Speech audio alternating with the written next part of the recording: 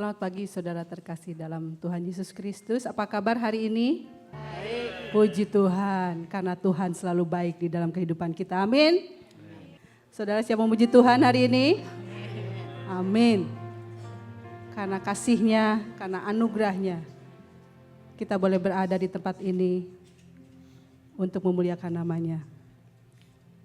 Kasih Allah itu begitu besar, saudara. Terkadang kita tidak bisa membalas kebaikan-Nya. Kita selalu diingatkan kebaikan Tuhan, kemurahan Tuhan yang tidak pernah henti-hentinya di dalam kehidupan kita. Mari kita naikkan syukur kita. Katakan, Tuhan terima kasih untuk hari ini. Tuhan terima kasih untuk anugerah-Mu hari ini. Kami bersyukur Tuhan. Kami berterima kasih kepadamu. Karena Engkau Allah yang baik. Engkau Yesus yang baik. Telah memelihara hidup kami. Terima kasih Tuhan untuk kasih-Mu. Untuk berkat-berkat-Mu Tuhan. Begitu besar kasih-Mu Bapa, Kau berikan anak-Mu yang tunggal.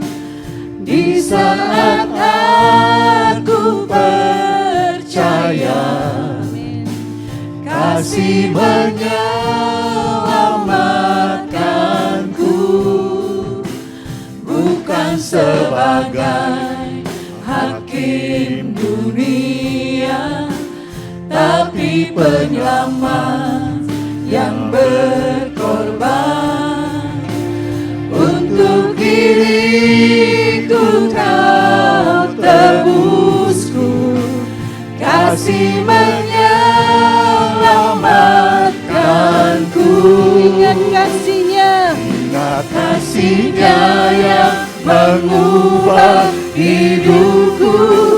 Ingat kasih-Nya yang selalu ada. Kasih Yesus, kasih Yesus bagiku. ingat pilur-Nya. Ingat pilur-Nya yang sembuhkan lukaku. Ingat salib-Nya yang menebus aku. Kasih Yesus, oh kasih Yesus bagiku. Saya undang saudara untuk bangkit berdiri. Kita naikkan pujian ini.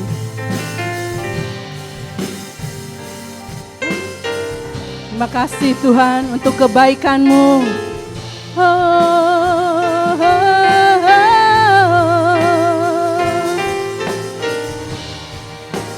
Begitu besar kasih-Mu ya Bapa. Begitu besar kasih-Mu Bapa, Kau berikan anak-Mu yang tunggal. Di saat aku percaya kasih-Mu menyelamatkanku. Bukan sebagai hakim dunia, tapi penyelamat yang berkorban. Untuk diriku Kau tebusku, kasih menyelamatkanku. Ingat kasih-Nya yang mengubah hidupku. Ingat kasih-Nya yang selalu ada. Kasih Yesus, kasih Yesus, kasih Yesus bagiku. ingat pilur-Nya. Ingat pilur-Nya yang sembuhkan lukaku. Amin. Ingat salib-Nya yang menebus aku. Kasih Yesus, kasih kasih Yesus bagiku.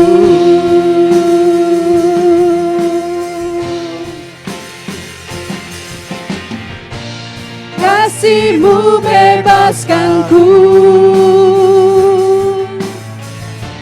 lepaskan dari belenggu dosaku, darah-Mu sucikanku. Hanya Yesus, hanya Yesus, kasih-Mu bebaskanku,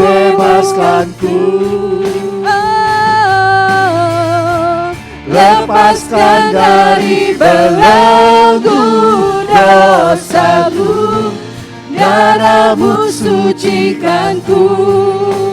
Hanya Yesus, hanya Yesus.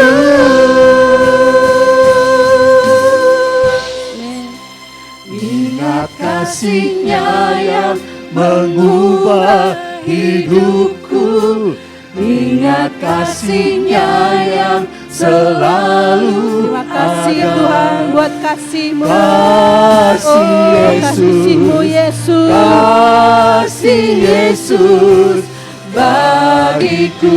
Ingat pilu-Nya,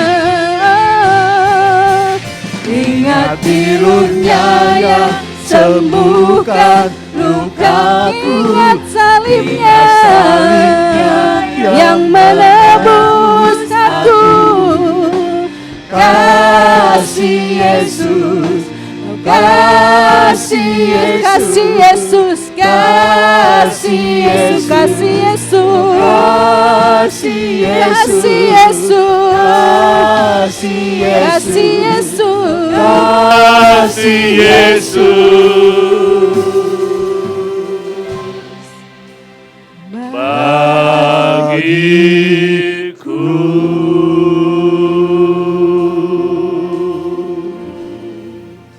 Ibadah kita pada pagi hari ini kita tahbiskan dalam nama Bapa, Anak, dan Roh Kudus. Turunlah atas kita sekalian kasih karunia, sukacita, keselamatan, kekuatan sorgawi dari Tuhan Yesus Kristus. Damai sejahtera kasih yang tak terhingga dari Allah Bapa, penghiburan, pengajaran, dan pimpinan Roh Kudus menyertai kita sekalian. Amin. Ayat pembimbing diambil dari Matius pasal 6 ayat 19 dan 20, demikian firman Tuhan. Janganlah kamu mengumpulkan harta di bumi ngengat dan karat merusakkannya, dan pencuri membongkar serta mencurinya. Tetapi kumpulkanlah bagimu harta di sorga ngengat dan karat tidak merusakkannya, dan pencuri tidak membongkar serta mencurinya. Amin. Silakan duduk saudara, kita berdoa syafaat di hadapan Tuhan. Father in heaven, we thank you, we praise your name, we can worship you. You are God, our Lord. Lord Jesus, we thank you for our Savior, our Shepherd. We want to sing for you, want to worship you according to the truth and the love. You bless our service from the beginning to the end, Lord. That everyone come to you, enjoy the spatial experience, your joy, your love, your kindness. Bapa di sorga, kami mengucap syukur dan terima kasih boleh beribadah kepadamu di dalam nama Tuhan Yesus Kristus. Kami tahu tidak semua orang punya kesempatan seperti kami bersyukur untuk kesempatan indah ini. Ajar kami menghargainya setiap minggu ya Tuhan. Tuhan Yesus, kami setiap minggu mengingat kebangkitan-Mu. Dengan ibadah ini ya Tuhan, menjadi dasar fondasi iman kami yang kokoh, yang tak mungkin digoyahkan oleh apapun termasuk oleh kuasa maut dan iblis. Kami bersyukur ya Tuhan. Sebelum kami teruskan ibadah ini, kami datang mengakui dosa dan kesalahan kami. Entahkah itu lewat pikiran, lewat hati, perkataan, perbuatan. Seluruh aspek hidup kami, kalau ada yang tidak berkenan kepadamu ya Tuhan, basuh kami dengan kuasa darah-Mu. Agar kami layak menghampiri hadirat-Mu, merasakan kuasa kasih-Mu Tuhan, dan siap menerima berkat-Mu. Sekarang kami ingin berdoa syafaat bersama-sama untuk saudara-saudara kami yang sakit, yang lemah tubuh. Secara khusus kami mengingat Om Paul Wardana yang masih di rumah sakit habis dioperasi pasang stent. Ya Tuhan, Kau yang menjamah dia. Dengan sehati kami minta di dalam nama Tuhan Yesus Kristus, tumpangkan tangan-Mu, kami berdoa di sini, Roh Kudus-Mu bekerja di sana, pulihkan dia secara sempurna. Kami ingat Ibu Nina Panginda juga habis operasi bladdernya ya Tuhan. Dan bersyukur operasi sukses, kami terus doakan untuk pemulihannya secara sempurna. Engkau yang memulai pekerjaan baik, Engkau berjanji akan meneruskan dan menggenapinya ya Tuhan. Terima kasih Tuhan. Juga sebagian saudara lain yang sakit, yang lemah tubuh, yang tidak bisa kami sebut satu persatu, Tuhan tumpangkan tangan-Mu dan sembuhkan mereka. Satu demi satu. Kami doakan yang dalam pemulihan, yang menantikan kesembuhan sempurna, Pak Harili, Lilia, Pak Indra. Remaja kami Arthur Palar, Tuhan jamah dia dengan mujizat yang sempurna. Pakai dia untuk kebesaran dan kemuliaan nama-Mu Tuhan. Kami ingat Indonesia, saudara Handotolan, family kami di sana Tuhan, ingat mereka. Yang sudah percaya mereka setia kepada Tuhan, yang belum percaya. Tuhan selamatkan mereka sesuai dengan cara-Mu. Dan waktu-Mu Tuhan. Kalau ada yang sakit, khususnya orang tua, family di sana Tuhan, kasihani mereka satu persatu. Kami doakan kami yang hidup di Amerika agar tidak larut ya Tuhan. Tapi boleh terus berpegang pada firman-Mu di tengah-tengah goncangan ketidakstabilan di sini Tuhan, Kau yang berkarya juga. Menolong satu persatu. Terima kasih Tuhan, terima kasih. Yang takut, yang gentar, yang khawatir Tuhan cabut, gantikan damai sejahtera. Yang lemah dan hampir terjatuh Tuhan angkat kembali. Yang patah semangat Tuhan beri harapan yang baru. Terima kasih Tuhan, terima kasih. Thank you Lord, we come to you to pray for everyone. Those who are in struggle in all aspects of their life. Their school, their work, relationship, financial. All other aspects Lord, you know every one of us Lord. You touch any one of us. Touch with your love Lord. Jamah setiap pribadi ya Tuhan. Dia jamah segenap hidupku dan beri damai di hatiku. Semua telah berubah dan aku tahu Yesus jamah menjadi baru. He touched me, oh, He touched me. And oh, the joy that flood my soul. Something happened. Something happened. And now I know Jesus touched me and made me whole. Touch me, Jesus touch me, and made me whole. In the name of the Lord Jesus, we pray and we ask blessing. Dalam nama Tuhan Yesus Kristus kami berdoa dan memohon berkat Tuhan. Amin. Yang percaya berkata, amin. Dengan pujian Tuhan itu bagi kita sebagai penolong. Mari bertepuk tangan saudara.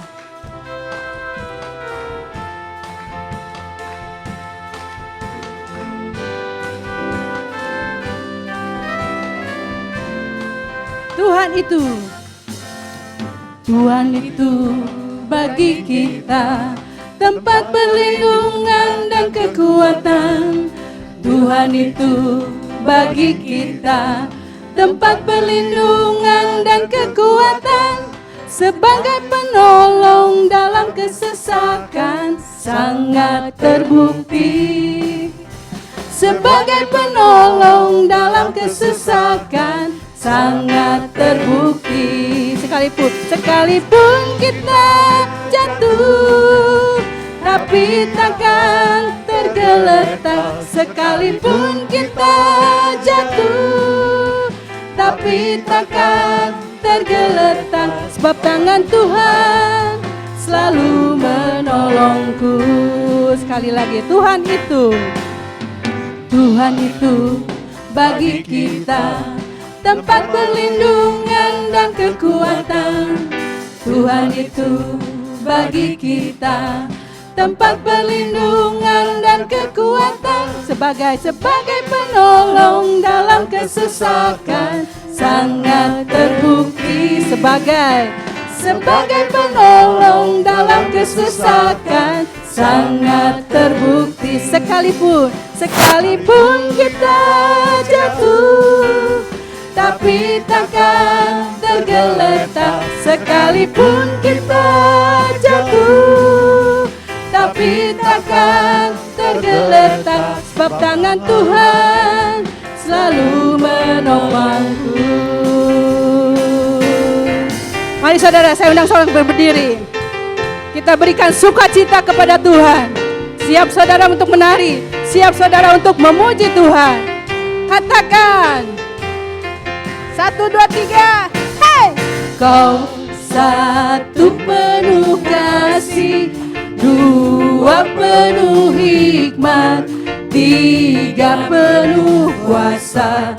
Kau mulia, kau ada waktu suka, ada waktu duka. Kau setia dan selalu bersamaku. Kau membuatku tersenyum, membuatku tertawa, membuatku bahagia. Mari menari, hey! Yesus kaulah sahabat, selalu hadir setiap saat. Hatiku bergembira bersamamu Yesusku. Kanan kiri ke depan, mari semua bergoyang, menari bergembira, sukacitaku dalam Kristus. Haleluya. Sebentar saudara, saya mau ngajak saudara untuk menari. Saudara siap mau menari buat Tuhan? Berapa saudara siap yang menari buat Tuhan? Saudara, ketika saudara kita, mari saya mengajak saudara ke kanan, ke kiri, ke depan, bergoyang saudara ya. Mari kita bersama-sama. Kau satu penuh kasih, dua penuh hikmat, tiga penuh kuasa. Kau mulia, kau ada waktu suka, ada waktu duka. Kau setia dan selalu bersama. Kau membuatku tersenyum, membuatku tertawa, membuatku bahagia. Siap saudara? Yesus kaulah sahabat, amin. Selalu hadir setiap saat. Hatiku bergembira bersamamu. Kanan, mari bergoyang saudara. Kanan ke depan, mari bergoyang. Mari semua bergoyang, menari bergembira bersama. Sukacitaku dalam Kristus.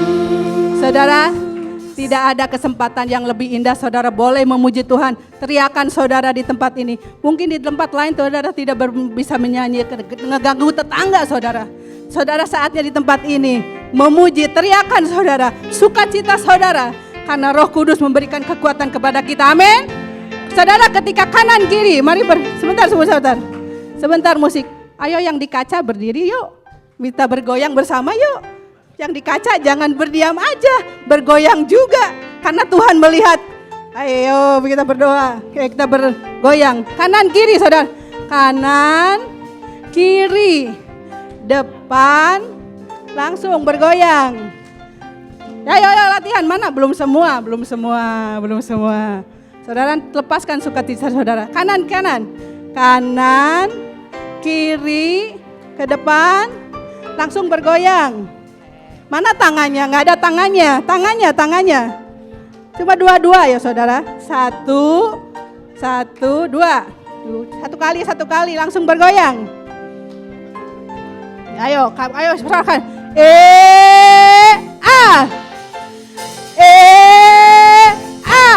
Belum. Belum. Semuanya. Mari yang di kaca. Hey.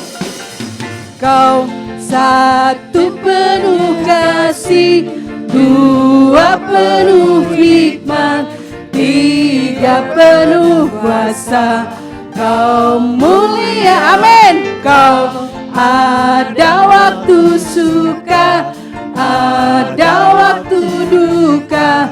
Kau setia dan selalu bersamaku. Kau membuatku tersenyum, membuatku tertawa, membuatku bahagia. Hey! Yesus kaulah sahabat, selalu hadir setiap saudara. Hatiku siap kanan kirinya bersamamu Yesus. Amin. Kanan kiri ke depan. Mari bergoyang.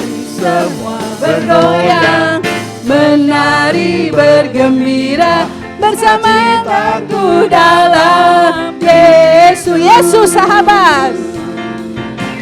Yesus kaulah sahabat, selalu hadir setiap saat. Hatiku bergembira bersamamu Yesus. Siap kanan kiri ke depan. Mari semua bergoyang, menari bergembira, sukacitaku dalam. Kanan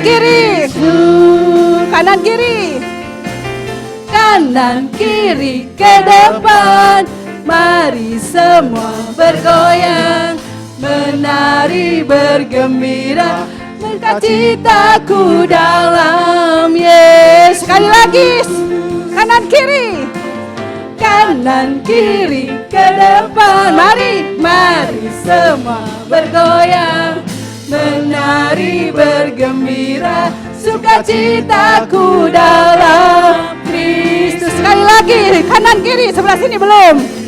Kanan kiri ke depan. Mari semua bergoyang, menari bergembira, sukacitaku dalam Yesus. Menari bergembira, sukacitaku dalam Yesus. Menari bergembira, sukacitaku dalam Kristus.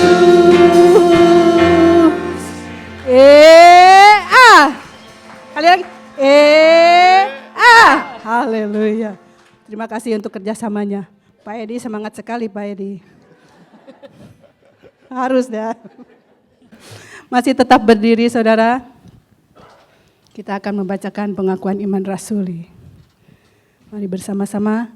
Aku percaya kepada Allah, Bapa yang Maha Kuasa, Khalik langit dan bumi, dan kepada Yesus Kristus, anaknya yang tunggal Tuhan kita, yang dikandung daripada Roh Kudus, lahir dari anak darah Maria, yang menderita sengsara di bawah pemerintahan Pontius Pilatus, disalibkan, mati dan dikuburkan, turun ke dalam kerajaan maut. Pada hari yang ketiga bangkit pula dari orang mati. Naik ke surga, duduk di sebelah kanan Allah, Bapa yang Maha Kuasa. Dan dari sana Ia akan datang untuk menghakimi orang yang hidup dan yang mati.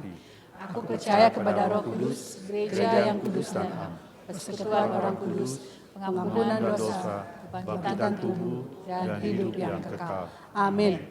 Mari saudara naikkan pujian ini bersama-sama dengan kami. Katakan, jangan lelah bekerja di ladang Tuhan, karena kita layani adalah Tuhan kita yang hidup.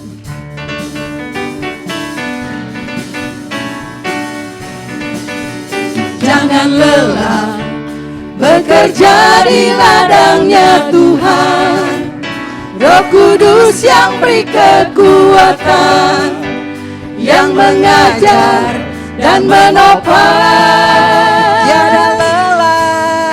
Tiada lelah bekerja bersamamu Tuhan, yang selalu mencukupkan akan segalanya. Ratakan tanah bergelombang, timbullah tanah yang berlubang, menjadi siap dibangun di atas dasar iman. Ratakan tanah bergelombang, timbullah tanah yang berlubang, menjadi siap dibangun di atas dasar iman. Ratakan tanah bergelombang, timbullah tanah yang berlubang, menjadi siap dibangun di atas dasar iman. Ratakan tanah bergelombang, timbullah tanah yang berlubang, menjadi siap dibangun di atas dasar iman. menjadi siap dibangun, Menjadi siap dibangun, menjadi siap dibangun, menjadi siap dibangun di atas dasar iman.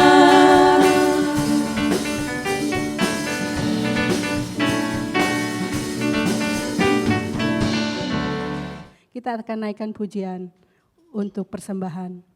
Sambil kolekte dijalankan, Allah sumber kuatku.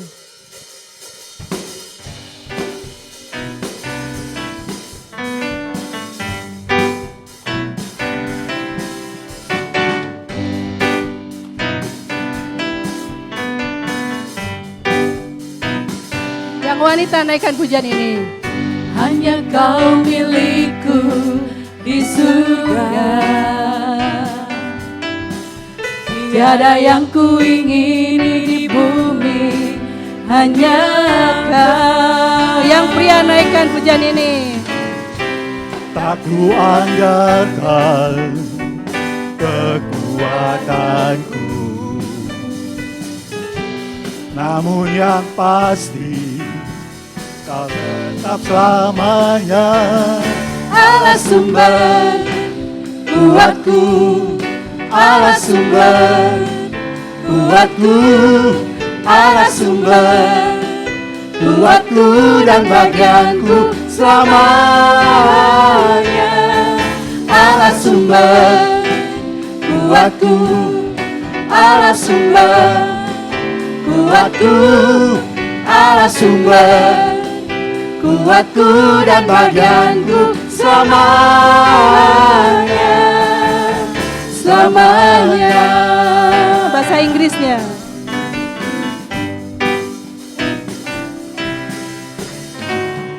Who am I in heaven but you? There is nothing on earth I desire beside you. My heart and my strength that fail. But there is one truth that always will Saya undang saudara berdiri. God is the strength of my heart. God is the strength of my heart. God is the strength of my heart and my portion forever. God is the strength of my heart. God is the strength of my heart. God is the strength of my heart and my portion forever. Forever.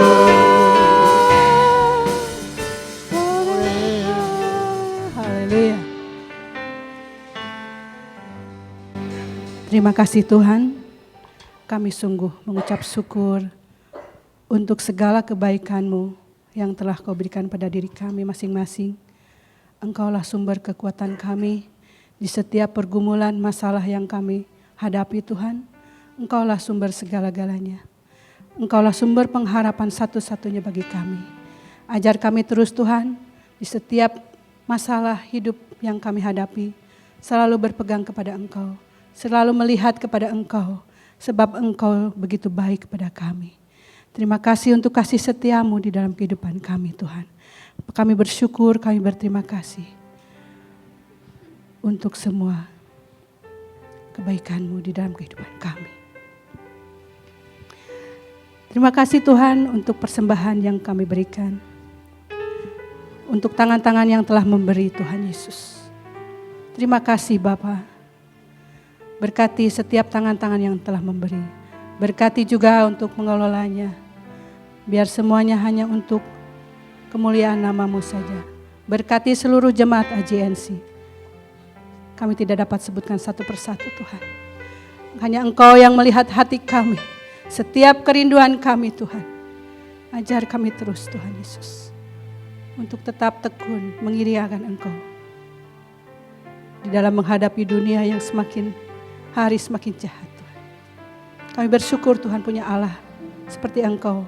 Allah yang selalu memberikan kekuatan kepada kami. Terima kasih Tuhan. Dalam nama Tuhan Yesus. Kami boleh mengucap syukur. Dan berterima kasih dan berdoa. Bersama-sama katakan. Amin. Saudara, kalau kita melihat kesetiaan Tuhan itu. Terkadang kita bisa menangis. Karena tidak bisa membalas kebaikan Tuhan. Hari demi hari yang telah kita lalui Tuhan. Itu semuanya karena kebaikan Tuhan. Bukan gagah kita saudara. Saat kita tidak setia, Allah tetap setia kepada kita. Mari saudara, kita renungkan kebaikan Tuhan di dalam setiap kehidupan pribadi lepas pribadi. Terima kasih Tuhan untuk kebaikan-Mu Tuhan Yesus.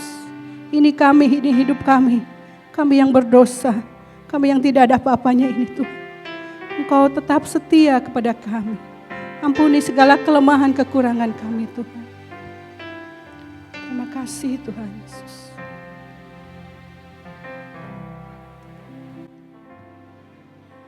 Meskipun Tuhan tak menolongku, meskipun duri dalam dagingku, ku tetap memilih untuk percaya dan mengucap syukur.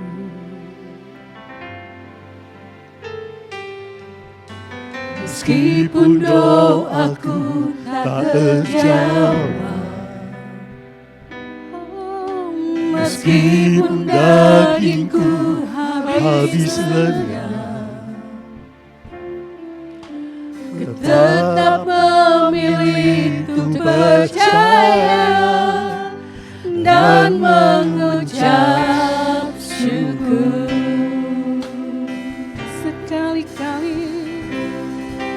Berkali-kali Kau menolong, berkali Kau kuatkan dalam rasa sakit, Engkau ada, Yesus setia.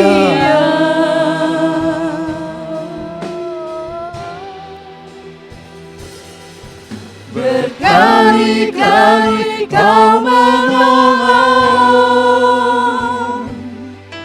berkali-kali Kau kuatkan dalam lembah kelam, Engkau ada, Yesus setia. Mari saudara, kita naikkan pujian ini dengan segenap hati saudara. Apapun pergumulan saudara, kita serahkan kepada Tuhan. Meskipun Tuhan tak Dia tetap setia. Dia tetap setia saudara. Meskipun di dalam dagingku, Terkadang doa tidak terjawab. Karena Tuhan melihat hati kita. Tuhan melihat kesungguhan kita. Oh, terima kasih dan Tuhan. mengucap Ajar kami mengucap syukur di dalam segala hal. meskipun doaku tak terjawab, meskipun dagingku Saya undang saudara bahkan berdiri. renyah, Sembah angkat tangan saudara. ku tetap memilih untuk percaya dan mengucap. Mari angkat tangan saudara. Karena Tuhan Yesus setia. Berkali-kali telah menolong kita. Berkali-kali Kau menolong, berkali-kali Kau kuatkan dalam rasa sakit, Engkau ada, Yesus setia. Oh, berkali-kali. Berkali-kali Kau menolong, berkali-kali Kau kuatkan dalam lembah kelam, Engkau ada, Yesus setia.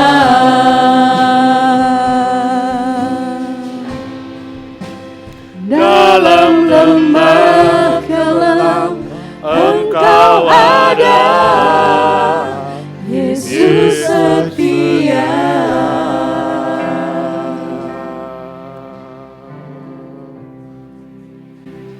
Lord Jesus, you promise you be with us yesterday, today, and forever. We believe, Lord, your promise is faithful. Let us enjoy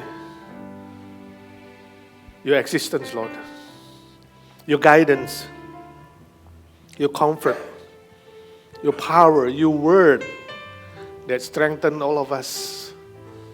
Especially now, Lord, want to pray for our children, our youth. You bless them when they go to class to learn your words. You bless the teacher who teach them according to your truth and your love, Lord. Bless them to grow in their faith, knowledge, character, and all aspects of their life, Lord. So wherever you put them, Lord, in the school, in the marketplace, in the workplace, wherever they are, they can be a good witness of you. We pray, we ask blessing in Jesus' name, our Lord and our Savior. Amen. Hari ini kita akan pikirkan sebuah judul khotbah, yaitu apa ukurannya orang kaya. Apa ukurannya orang kaya. Mari kita berdoa. Bapa di sorga, kami bersyukur padamu karena kami ingin belajar firman-Mu dan kami tahu Roh Kudus hadir di dalam hati pikiran kami untuk menjelaskan firman Tuhan. Lewat hamba-Mu yang berkhotbah dan Ira yang menerjemahkan, Tuhan satukan kami dalam satu roh-Mu agar firman Tuhan yang kami pelajari jelas dan boleh membangun kami lebih mengasihi Tuhan, lebih mengasihi sesama kami. Terpuji namamu. Berdoa bersyukur dalam nama Tuhan Yesus Juru Selamat kami yang hidup selama-lamanya. Amin.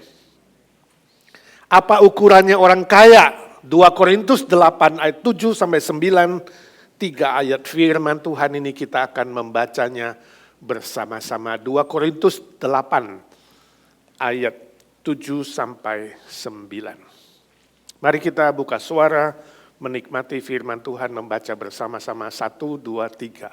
Maka sekarang sama seperti kamu kaya dalam segala sesuatu, dalam iman, dalam perkataan, dalam pengetahuan, dalam kesungguhan untuk membantu, dan dalam kasih-Mu terhadap kami. Demikian jugalah hendaknya kamu kaya dalam pelayanan kasih ini. Aku mengatakan hal itu bukan sebagai perintah, melainkan dengan menunjukkan usaha orang-orang lain untuk membantu. Aku mau menguji keikhlasan kasih kamu. 9. Karena kamu telah mengenal kasih karunia Tuhan kita Yesus Kristus, bahwa Dia yang oleh karena kamu menjadi miskin, sekalipun Ia kaya, supaya kamu menjadi kaya oleh karena kemiskinannya. Ya, ayat 9 sangat terkenal ya. Yesus katanya yang kaya turun jadi miskin supaya saudara-saudara kita semua yang miskin menjadi kaya oleh karena kemiskinannya. Siapa yang ingin kaya? Angkat tangan. Ya, kok semua dong orang tanya yang punya tangan. Yang punya tangan siapa yang ingin kaya, angkat tangan. Gak ada yang mau jadi kaya, bagaimana? Mau mendengar khotbah tentang kaya. Seorang teman mengirimkan puisi ini. Ya, dia bilang memang uang itu ada dua sisi. Ada sisi positif, ada sisi negatif. Ada plus, ada minus uang. Betul? Uang itu bisa bikin bahagia, tapi juga uang bisa bikin bahaya. Bahagia, bahaya. Ini tulisannya. Duit tidak bisa dibawa mati. Tapi tidak ada duit, rasanya mau mati. Bagus juga dia bikin pantun. Duit tidak bisa beli kasih sayang, tapi kasih sayang bisa melayang jika tidak punya duit. Itu sebabnya ada uang abang sayang, tidak ada uang abang melayang. Duit tidak bisa beli tidur, tapi tidak ada duit, tidur pun tidak nyenyak. Duit tidak bisa beli kesehatan, tapi untuk sehat dibutuhkan duit. Duit tidak bisa beli kepintaran, tetapi untuk dapatkan ilmu pengetahuan diperlukan duit. Duit buat orang bodoh bisa tampak jadi pintar. Tapi orang yang pintar nampaknya bisa bodoh bila tidak punya duit. Duit bukan segala-galanya, tapi segala-galanya perlu. Setuju?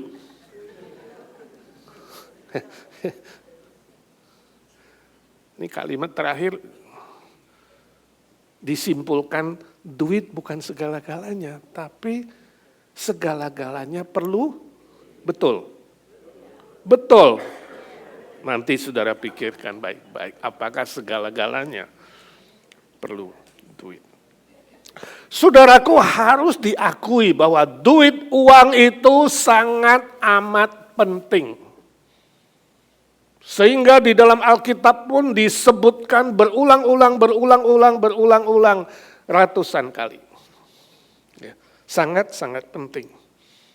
Tidak heran semua orang ingin menjadi kaya, walaupun tadi saudara takut atau malu atau sungkan angkat tangan. Saya yakin di hati saudara ingin jadi kaya, betul? Nah sekarang suaranya tambah kenceng. Walaupun gak angkat tangan. Tidak heran banyak orang kerjanya habisin waktu kejar duit. Duit itu dikejar. Saya pernah melihat mobil orang di belakangnya ada tulisan moto, ya, pemburu dolar. Dia dulu pemburu kelinci, binatang, sekarang pemburu dolar.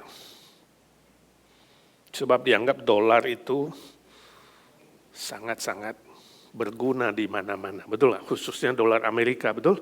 Sampai di pedalaman India, Kalkuta, tempat orang miskin dan kusta, dolar laku, rupiah tidak laku. Renminbi nggak laku, saudara. Dolar berlaku di situ, di tempat yang dalam sama sekali. Tidak heran orang kejar uang, cari uang. Ada yang dengan halal, ada yang dengan haram, ada yang dengan nipu, ada yang dengan dusta, bahkan ada yang rela mengorbankan keluarga, mengorbankan moral, mengorbankan nyawa sendiri untuk bisa jadi kaya. Tapi pertanyaannya adalah, apa sih sebenarnya definisi kaya? Apa ukurannya? Kaya itu ukurannya apa sih? Saya yakin di pikiran saudara pun berbeda-beda. Apa sih ukurannya kaya? Ada yang bilang begini, ukuran orang kaya itu adalah semua yang kamu inginkan di bumi ini bisa kamu peroleh dengan gampang. Itu berarti kamu udah kaya. Tinggal petik jari langsung dapat. Nah itu berarti sudah termasuk kaya. Kalau kamu petik jari nggak dapat, belum kaya saudara. Ada juga yang bilang kaya itu berarti uangmu sangat amat banyak, walaupun banyak relatif, saking banyaknya, kamu tidak bisa menghitungnya. Walaupun ada orang miskin, gak bisa menghitung juga uangnya. Relatif, tetap relatif. Ada yang bilang kaya itu berarti uangmu cukup dimakan 7 keturunan. Walaupun kamu gak sadar, seringkali banyak orang tua sudah meninggal, baru turunan pertama sudah ludes. Walaupun di jumlah-jumlah cukup 7 keturunan, tapi baru turunan pertama sudah berantem, bunuh-bunuhan dan ludes. Gak ada yang tahu. Ada juga yang bilang kaya itu berarti kamu punya simpenan, saving, dan warisan. Di semua benua di bumi ini. Padahal bumi ini begitu kecil ya. Tapi kalau udah ada semua benua, dianggap kaya. Tidak heran banyak orang salah mengerti soal ukuran kaya, termasuk orang Kristen. Termasuk mengaku sudah percaya Tuhan Yesus. 2 Korintus pasal 8 ayat 9 tadi disalah mengerti oleh sebagian gereja-gereja yang ekstrim. Gereja-gereja yang percaya teologi prosperity atau teologi kemakmuran. Teologi kesuksesan. Sebab mereka mengatakan tujuan Yesus datang ke dunia ini adalah supaya kita menjadi kaya. Dan kaya itu ditafsirkan adalah kaya secara materi, harta, benda, dan uang. Hati-hati dengan ajaran seperti ini. Ketika mereka mengatakan, kalau kamu ngaku percaya Yesus, kamu ngaku orang Kristen, tapi kamu miskin harta, miskin uang, imanmu salah. Kalau kamu sungguh-sungguh beriman, harusnya kamu kaya raya. Teologi ini begitu terkenal, khususnya di kalangan Pentakosta dan karismatik, Korea Selatan khususnya ketika Cho Yong-gi yang sangat terkenal mengajarkan itu, meminta jemaatnya mengklaim apapun dengan imanmu supaya kamu kaya raya. Jadi, itu milikku harusnya. Kenapa ya? Itu bank begitu besar milik orang bukan Kristen. Harusnya milik siapa? Milik siapa? Milik kita. Siapa pemilik seluruh harta benda di dunia ini? Bapak kita yang di sorga. Siapa? Anaknya. Kamulah anaknya, sebab kamu percaya Tuhan Yesus. Kalau kamu anaknya, kamu ahli waris. Jadi kalau kamu lihat orang yang belum percaya kepada Tuhan Yesus, mereka punya harta banyak, punya rumah mewah, punya mobil mewah, itu sebenarnya milik siapa? milik kamu. Karena mereka bukan anak Bapak di sorga, kamu anak Bapak. Jadi kamu harus claim it back. Minta sama Tuhan Yesus, Tuhan aku ingin kau pindahkan harta benda tetanggaku itu. Sama seperti engkau memindahkan gunung ke laut, engkau pasti bisa memindahkan mobil Ferrari-nya ke garasiku. Orang Jawa bilang daplek. Sampai begitu. Ya, ajarannya. You claim it and you get it. Luar biasa ya. Teologi kemakmuran, teologi kesuksesan. Dengan ayat ini saja. Sampai Krismon melanda Korea Selatan. Seluruh majelis dia dan elders dia bangkrut. Bisnisnya drop. Saat itulah Cho Yong-gi membawa rombongan eldernya. Mission trip ke Afrika. Melayani di daerah pedalaman. Dan mereka melihat jemaat yang miskin di Afrika itu. Yang pakaian yang mungkin cuma sepotong dua potong di badannya. Waktu mereka melayani, mereka melihat orang-orang Kristen di Afrika yang miskin itu bernyanyi dengan sukacita. Wajah mereka bercahaya. Dan mereka orang-orang kaya konglomerat yang mengunjungi itu melihat diri sendiri.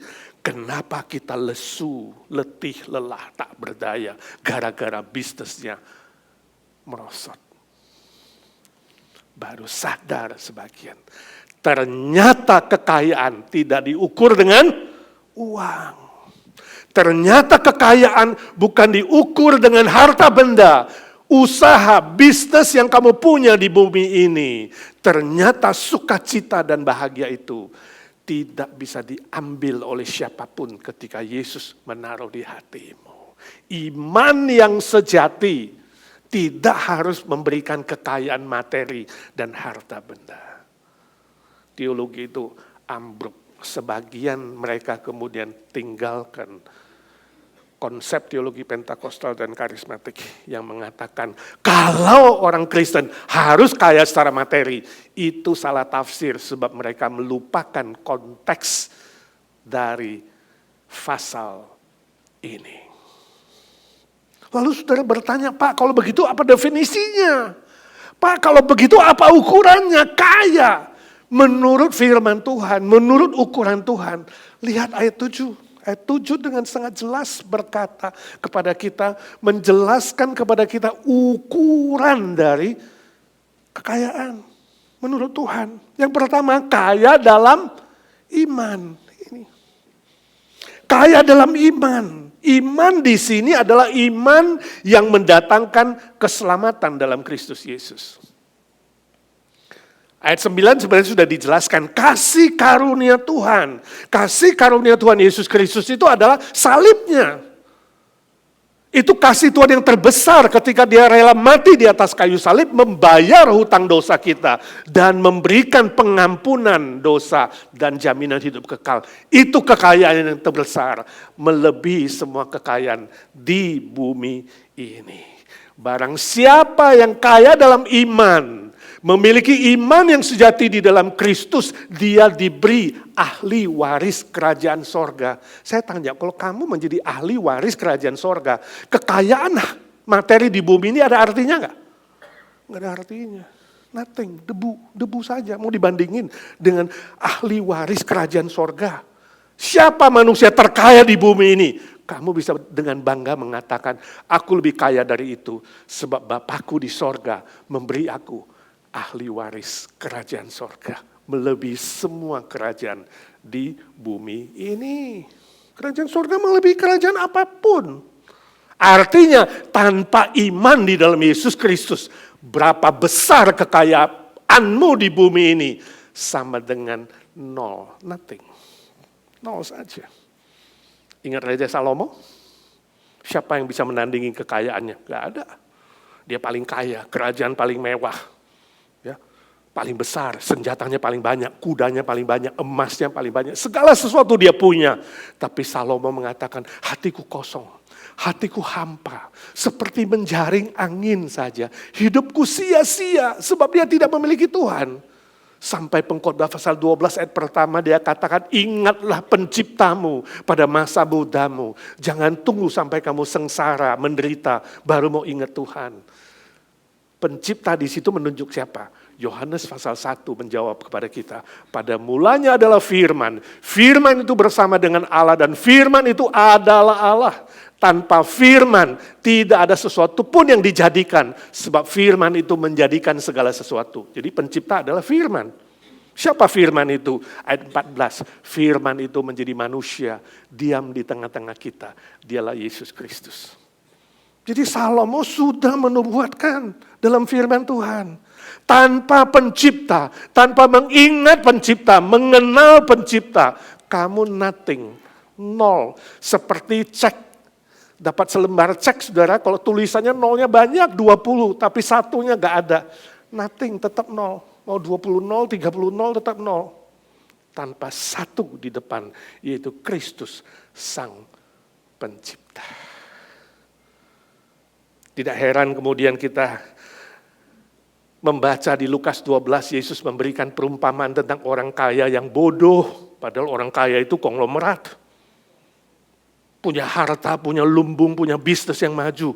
Ya, tapi dia disebut bodoh, orang kaya yang bodoh. Saudara pilih mana hari ini? Kalau mau pilih istri, kaya tapi bodoh, atau miskin tapi pinter. Atau suami lah. Suami mau yang kaya tapi bodoh, atau miskin tapi pinter. Ayo yang single. Yang udah punya suami gak boleh milih lagi. Miskin tapi pinter. Kaya lebih bodoh. Oh, jadi kamu bisa bodohin kekayaannya. Wah, luar biasa.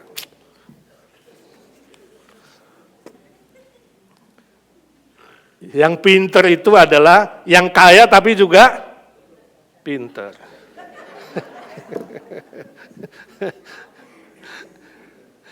Oke, nanti diskusikan.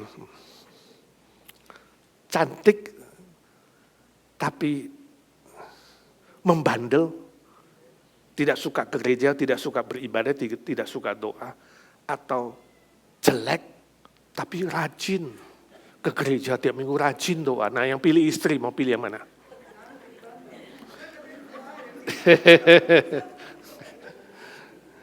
Oke, kembali ke sini. Kenapa dia disebut bodoh? Siapa yang sebut dia bodoh? Tuhan yang sebut dia bodoh. Kenapa? Sebab di dalam semua kebanggaannya, kalau saudara baca Lukas 12, tidak ada satu kata Tuhan dalam bibir mulutnya. Selalu mengatakan aku telah sukses, aku telah punya bisnis, aku telah bangun lumbung, aku ini, dan dibilang sama jiwanya, aku nikmati seluruh hartamu, 7 keturunan tidak akan habis, aku. Tuhan mengatakan malam ini juga nyawamu diambil. Siapa yang menikmatinya? Siapa yang menikmatinya? Tidak ada. Oh, bukan berarti kalau mulutnya sering bilang Tuhan, berarti dia itu sudah pinter dan sungguh-sungguh ya menjadi seorang yang kaya di dalam iman. Belum tentu, banyak orang juga mulutnya keluar Tuhan cuma lata doang, ya kan? Dikit-dikit haleluya, haleluya. Sampai gak ngerti haleluya artinya apa. Puji Tuhan, namanya siapa? Oh haleluya.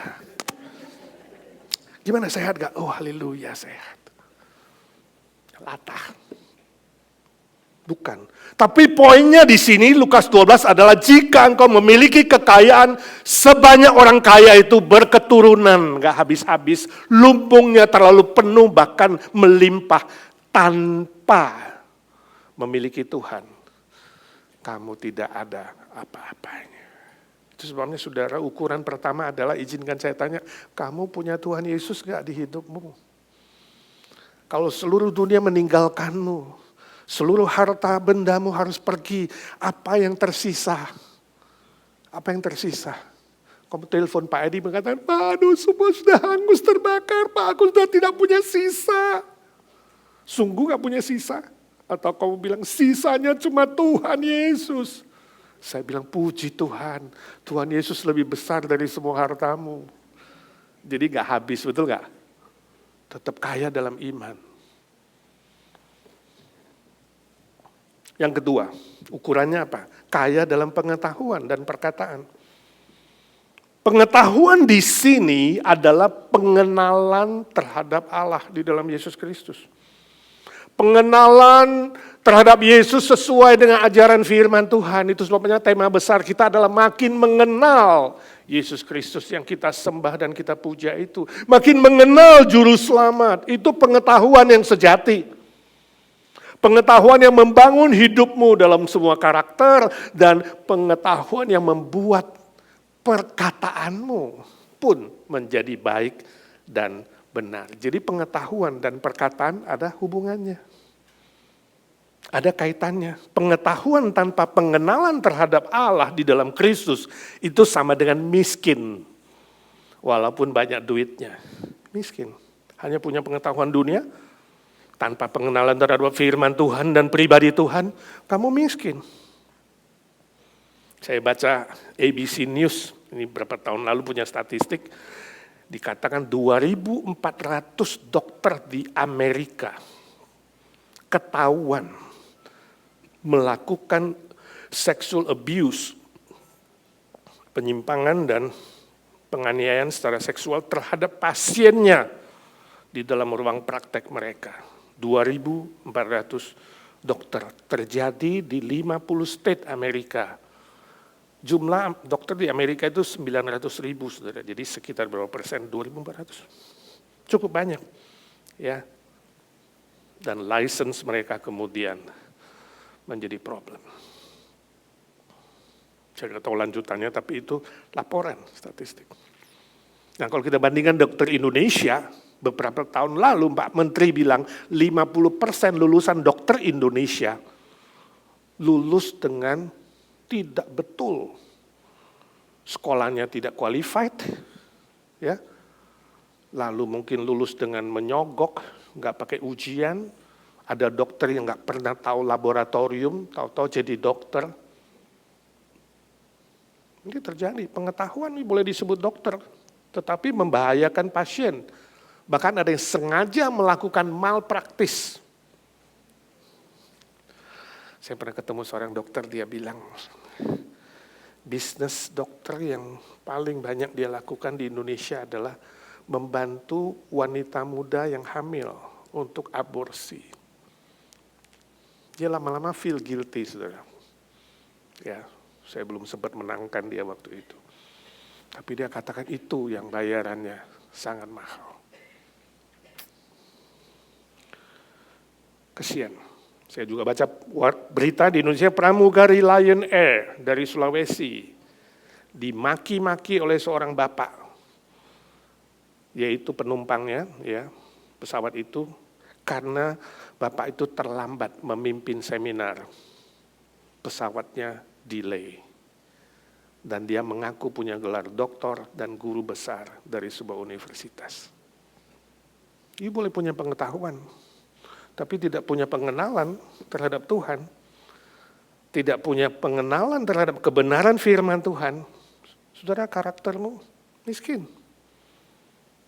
Walaupun disebutnya kaya, punya pengetahuan, tapi sangat-sangat miskin.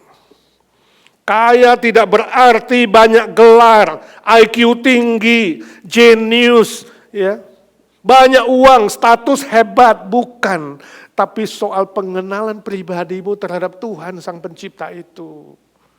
Pengenalan terhadap kebenaran firman Tuhan di dalam Yesus Kristus yang melahirkan sikap dan perkataan yang baik dan benar yang bisa membangun orang lain. Semakin mengenal Tuhan dan firman-Nya, hidup seseorang akan makin kaya.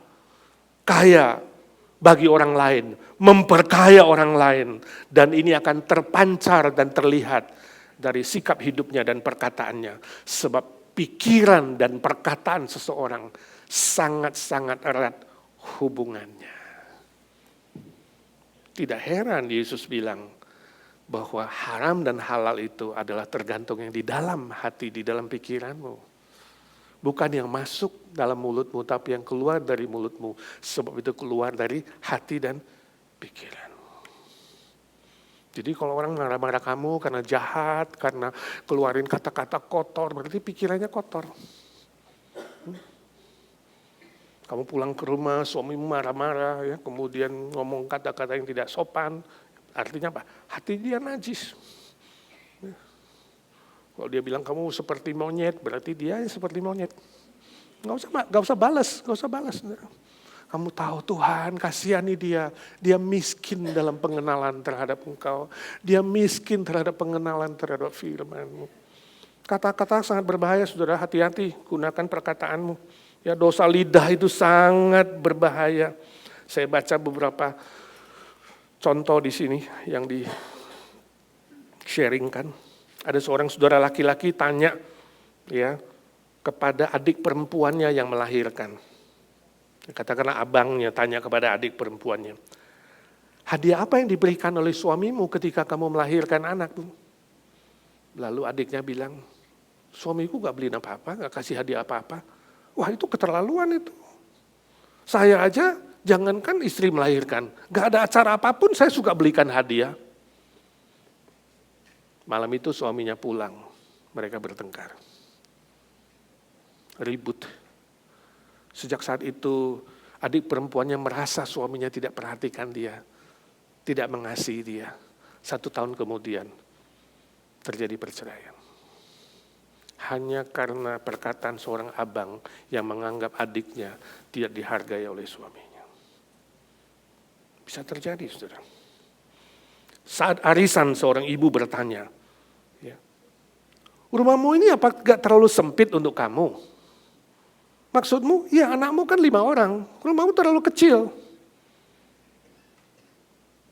Sejak hari itu, rumah yang tadinya gak merasa sempit, jadi sempit. Dia terus berpikir bagaimana dapat rumah yang lebih besar, bagaimana bisa kredit, dapat utang dan lain sebagainya. Akhirnya dia dililit oleh hutang di sini dan di sana. Gara-gara ingin pindah rumah yang lebih besar. Seorang bertanya kepada seorang kakek, "Kek, berapa kali anakmu mengunjungimu?"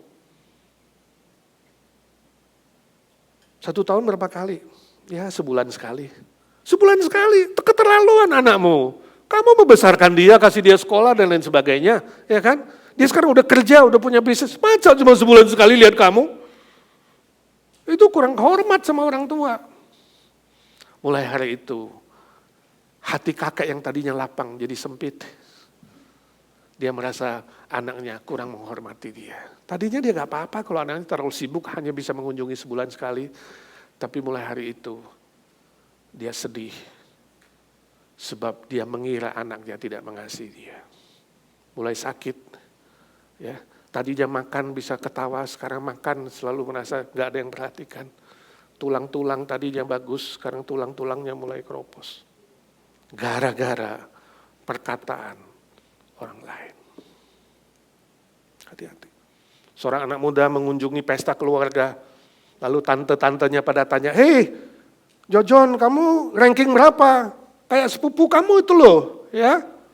Si Joko, dia ranking 1. Mulai hari itu, Jojon jadi sedih sebab dia tidak ranking 1. Sejak hari itu dia bertekad, aku tidak mau hadir lagi di dalam pertemuan keluarga. Sebab tantenya menganggap yang ranking 1 itu yang paling penting. Saudara, hati-hati dengan perkataan. Ya, jangan mencampuri urusan orang lain. Ingat ini. Urusan dirimu sendiri udah repot, betul gak? Jangan campuri urusan orang lain, saudara. Lalu jangan komentari hidup orang, jangan merendahkan orang lain, jangan meremehkan orang lain. Jangan mengambil kesimpulan yang terlalu pagi. Seolah-olah kamu itu lebih pintar, lebih hebat, lebih tahu ya dari orang tersebut. Jangan menilai hidup seseorang dari gajinya. Berapa gajimu? Wah, ya berapa rumahmu? Berapa istrimu? Jangan, saudara, jangan. Please. Jangan menilai seseorang dari penampilannya, dari hartanya, dari apapun yang dia miliki, sebab kita semua unik. Tetapi katakan, Tuhan, pakai mulutku. Setiap kali keluar perkataan itu ada pengetahuan dari firman-Mu. Sehingga bisa menghibur, memberi semangat, menguatkan, dan membangun orang yang tadinya hampir jatuh. Sehingga mereka mengatakan, aku senang ke IGNC. Kenapa? Orang-orangnya ramah-ramah dan tiap kali aku datang dapat semangat baru. Ya, makanya saya katakan usher di depan penting sekali. Ya. Senyum saudara. Kalau saudara orang baru datang lihat kamu sudah stres gini. Pulang dia tadinya mau masuk gak jadi saudara. Wah gue setiap kali ke IGNC stres gue. Ya, katakan Tuhan jadikan hidupku itu kaya dalam pengetahuan, kaya di dalam perkataan yang bisa membangun setiap pribadi yang Tuhan izinkan saya ketemu di dalam dunia ini. Amin. Yang ketiga, kaya dalam kebajikan dan kasih. Kebajikan dan kasih. Ya. Nah konteksnya itu adalah Paulus melayani jemaat Makedonia. Makedonia itu gak kaya banget. Jemaat Makedonia itu boleh disebut jemaat yang miskin. Tapi mereka kaya dalam memberi. Mendengar ada kebutuhan pelayanan di Yerusalem, di kota mana mereka tergerak langsung ingin memberi. Pelayanan kasihnya luar biasa. Dan saudara bisa baca nanti di ayat 2, baca seluruh konteks saudara. Ya. Padahal mereka memberi bukan dari kelimpahan mereka. Ada sebagian orang kan, ya tunggulah kalau aku udah kaya raya, udah berlimpah-limpah, udah gak bisa hitung baru gua kasih. No. Mereka memberi dari kekurangan mereka, ini luar biasa. Itu kekayaan. Walaupun pas-pasan, walaupun berkekurangan, tanda kutip mereka rela berbuat kasih untuk menolong orang lain, menolong jemaat lain yang lebih miskin. Ini luar biasa. Saudara ingat perumpamaan, bukan perumpamaan, itu memang kejadian peristiwa sejarah janda yang miskin, yang cuma punya 2 peser. Suatu hari Yesus di bait Allah melihat orang-orang yang mempersembahkan. Orang kaya masukin, terakhir si janda masukin juga 2 peser, mereka masukin uang besar. Orang kaya, si janda cuma 2 peser. Tapi Yesus katakan, dia memberi terbanyak, si janda itu. Sebab dia memberi dari kekurangannya. Jadi ukurannya apa? Waktu kamu memberi itu ada rasa sakit. Teman saya seorang lumayan kaya lah orang Indonesia, dia tanya. Dia panggil saya bukan pastor langsung, Ed, apa ukurannya? Memberi yang diperkenan Tuhan. Mau kasih persembahan berapa Tuhan baru senang? Coba, apa ukurannya? Saya bilang, waktu kamu memberi, kamu rasa sakit. Rasa sakit kan katanya memberi dengan sukarela. Iya, tapi waktu kamu mau beri itu ada rasa sakit. Maksudnya ada sebuah pergumulan. Mengerti gak saudara? Kalau saudara memberi ya biasa aja, rasanya gak ada artinya itu uang. Lempar-lempar gitu aja.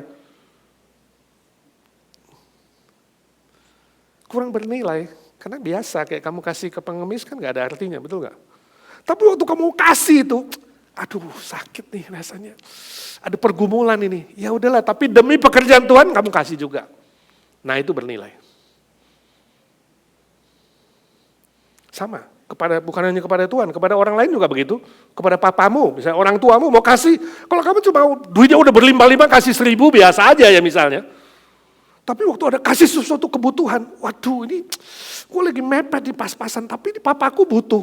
Kamu begitu kasih ada rasa sakit. Itu luar biasa. Bukan sakit gak jadi loh ya, sakit tapi jadi.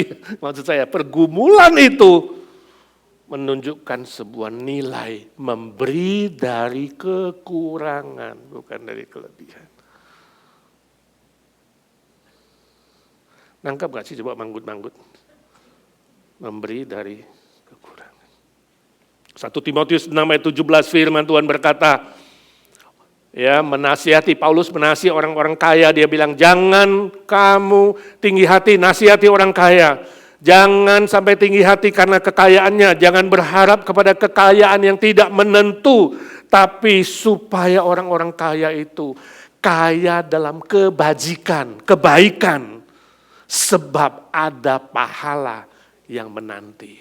Oh Tuhan gak buta saudara, Kalau you membantu orang lain, mereka yang membutuhkan, kamu kira Tuhan buta membuat kamu jadi pengemis? No, Dia akan membalas dengan pahalanya kepadamu.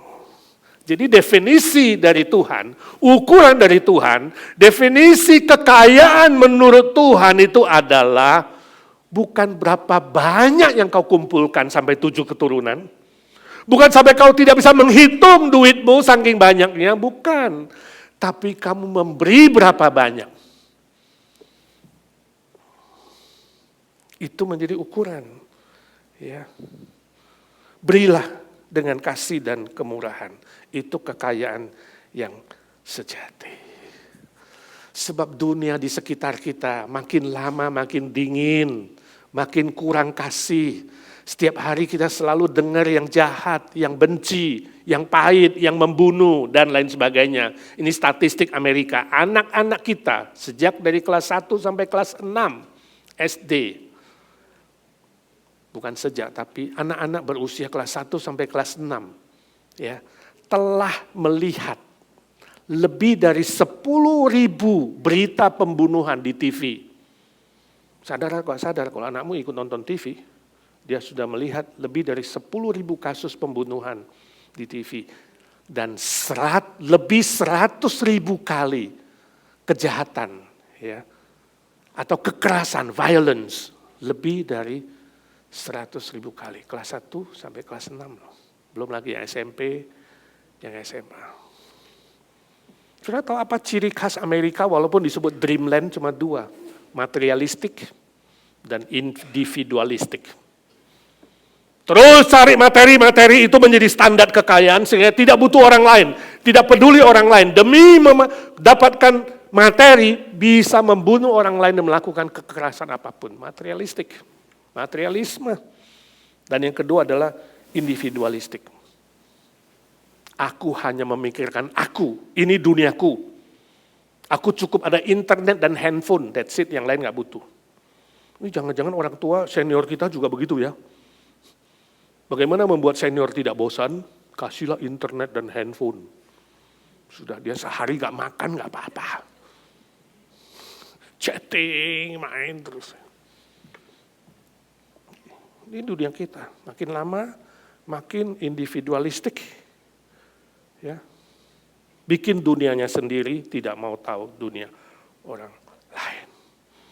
Tapi Yesus memberi kita sebuah pegangan. Yang berbahagialah adalah mereka yang memberi daripada menerima. Waktu kamu memberi, kamu lihat orang lain bahagia. Bahagiamu jadi double. Lihat dia bahagia, kamu senang. Dan bahagiamu double sebab Tuhan terus memberkati kamu untuk membahagiakan dia. Membahagiakan orang lain yang membutuhkan. Suatu hari ada seorang bapak yang kaya raya, dia naik mobil mewahnya. Masuk ke perkampungan. Dia lihat ada seorang ibu duduk di pinggir jalan itu makan rumput. Dia kaget. Dia turun tanya ibu itu, Bu, kenapa kamu makan rumput? Pak, saya orang miskin, Pak. Gak ada makan, rumput pun dimakan. Oh begitu. Mari ikut aku. Dia suruh ibu itu naik mobilnya. Wah, ibu itu senang. Anak-anakmu ada? Ada. Suruh mereka ikut juga. Pak, anakku banyak, 8 orang. Mereka suka makan rumput. Iya Pak, kami miskin. Suruh ikut. Jadi 8 anak suruh masuk semua ke mobilnya. Mobilnya besar, ada nyetir. Di perjalanan ibu itu bilang, Pak, kenapa sih kamu orang kaya tapi baik sama kami, sama saya orang miskin. Oh gak apa-apa Bu, rumahku banyak rumput dan kebetulan panjang-panjang semua.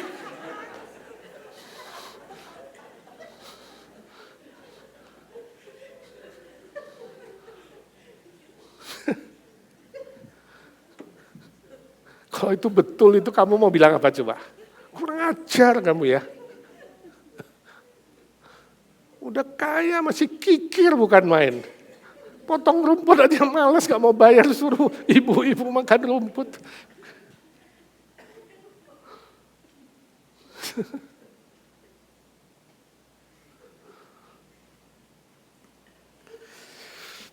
Ada gak orang begitu di dunia ini?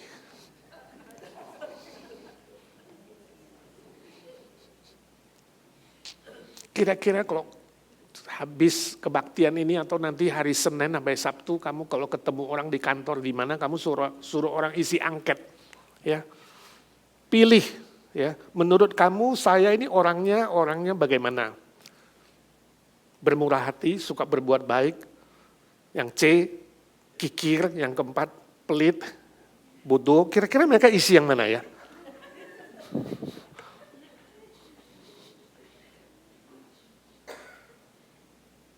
Ini survei objektif, saudara. Jangan selalu menganggap diri, gue lah yang paling kaya, gue lah yang paling baik, jangan gue, coba bagi angket. Tanya kepada 100 orang, menurut kamu apakah aku orangnya A, B, C, D? Ya kan, murah hati, suka berbuat baik, atau yang ketiga, pelit dan kikir, 4, dablek. A, B, C, D, dia pilih yang mana coba? Sudah tahu langsung. Oh Tuhan ampuni aku, selama ini aku belum banyak berbuat baik. Untuk orang-orang di sekitarku yang aku ketemu. Yang tiap hari aku ketemu di kantor, di marketplace, di mana-mana. Waktu kamu makan dimsum atau duduk minum kopi, sering ketemu orang say hi, ini itu. Mereka anggap kamu orangnya apa? Bermurah hati atau bukan bermurah hati? Itu sebabnya ayat pembimbing tadi Yesus bilang, jangan kamu menabung di bumi. Di bumi jangan tabung, sebab apa? Ada ngengat, ada karat, ada pencuri. Tadi definisi yang awal pantun itu kalimat terakhir, jadi saudara mulai tahu itu belum tentu benar. Bisa ya, bisa tidak. Kalau gak ada Tuhan, gak ada gunanya. Tabunglah hartamu di sorga. Kalau kamu mengenal Tuhan dan menabung di sorga, upahmu besar di sorga. Bahkan di bumi pun kamu terus diberkati untuk memberkati orang lain. Saya ingat anak saya nomor 2, Michael. Satu hari saya ajak anak-anak, Jason belum lahir, main di rumah teman orang kaya. Anaknya orang kaya tentu mainannya banyak sekali. Main puas. Seharian sore pulang malam dia tanya saya, "Pak, kok kita gak kaya sih?" Kaget gue. Si Michael. Maksudmu apa? Iya, kita gak punya banyak mainan.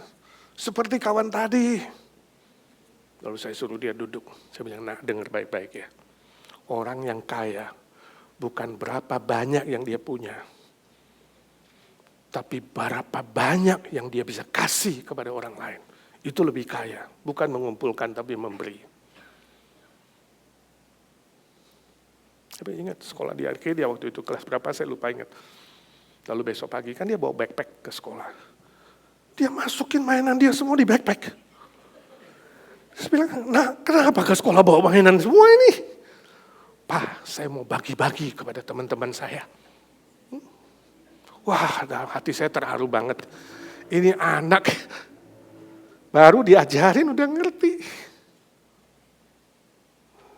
Sejak itu dia menjadi berkat bagi teman-temannya di sekolah. Puji Tuhan. Sudah berapa kali sih dengar khotbah? Ngerti gak sih?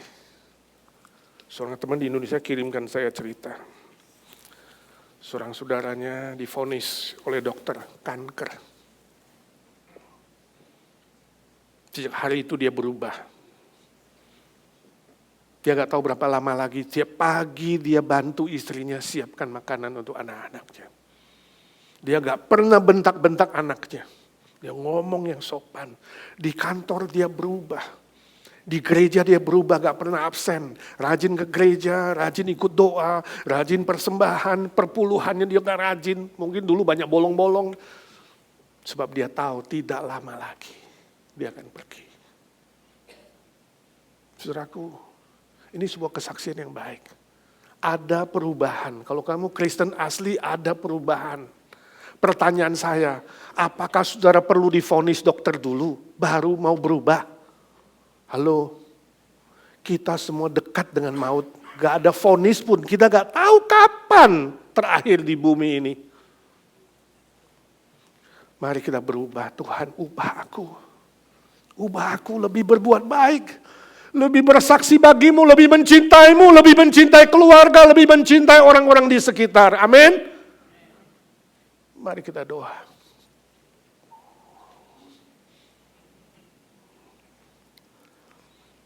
Ya Tuhan, suara hamba-Mu sudah berhenti, tapi biarlah suara Roh Kudus terus bekerja di hati kami.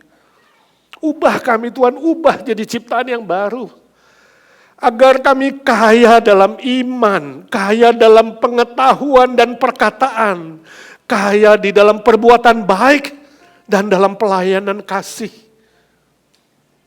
Buka mata kami lebar-lebar melihat orang-orang sekitar kami yang membutuhkan pertolongan. Membutuhkan pertolongan, bantuan, penghiburan, kekuatan, dan berbagai macam hal Tuhan. Pakai kami menjadi berkat bagi orang lain agar nama-Mu dimuliakan ya Tuhan.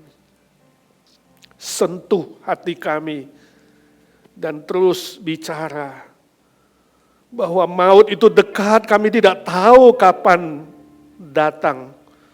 Tanpa vonis dokter kami mau berubah Tuhan. Jamalah hati kami ya Tuhan. Ubah kami. Dalam nama Tuhan Yesus Kristus, kami berdoa dan memohon berkat Tuhan. Amin. Untuk lagu respon firman Tuhan kita naikkan pujian.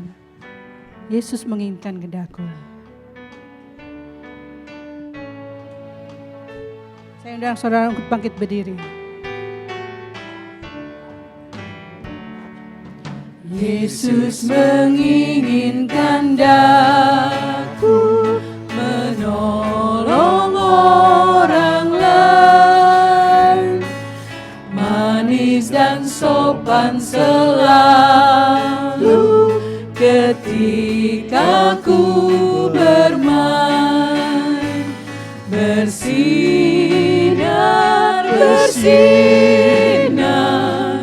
itulah kehendak Yesus. Bersinar, aku bersinar terus. Jesus wants me to be loving and kind to all I see, showing how pleasant and happy His little one can be. A sunbeam, Jesus wants me for a sunbeam, a sunbeam, a sunbeam. I'll be a sunbeam for Him. Saudaraku yang kekasih, arahkanlah hatimu dan pikiranmu kepada Tuhan dan terimalah berkat-Nya.